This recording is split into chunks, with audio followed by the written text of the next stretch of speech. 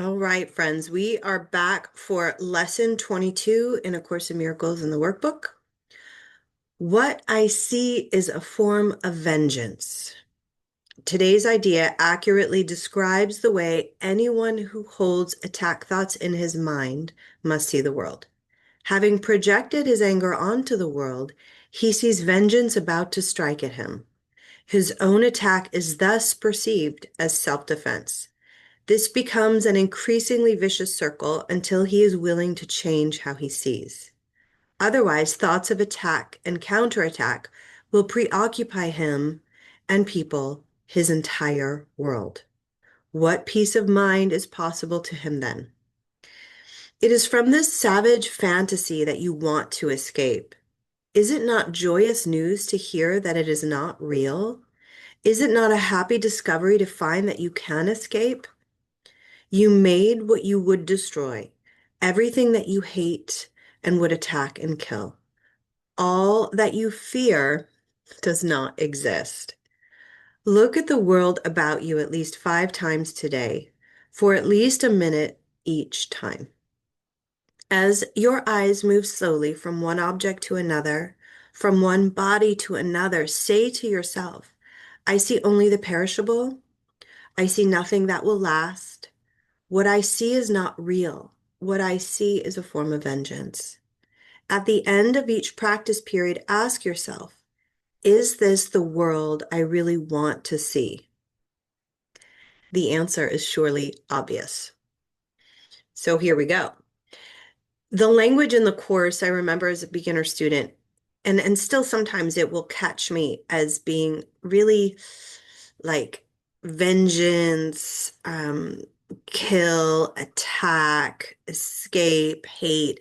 It shows us the effects of the egoic mindset that we have found ourselves repeating and subscribe to. So the power of this lesson is to acknowledge that what I actually see is a form of vengeance. And if I see that, if I'm willing to say, yeah, I do. I see that I'm defending myself. I see that I want to attack. I see that I'm frustrated with this situation. If I'm willing to say, yeah, I see that, then I get to change it. And this is a a lesson that continues to come up in the Course in Miracles, this willingness to change your mind. And it says at the end, I mean, obvious, the answer is surely obvious. Is this what you want to see? And it gives the power back to us as the ones who are choosing.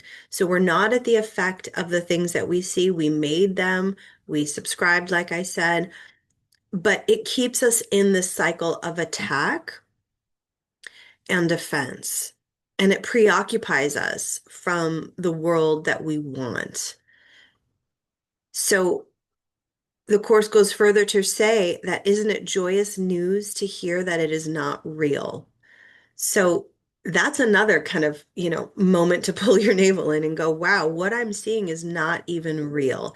So let's make this very, very practical for a moment. Let's say in your relationship with a partner or husband or friend, you're defending yourself, you're defending a position, and you can see in that moment that what is happening and what you're creating isn't necessarily what you truly want, but it's almost as if you've become someone different. The Course is saying to us that difference, that is not real. It need not be that way.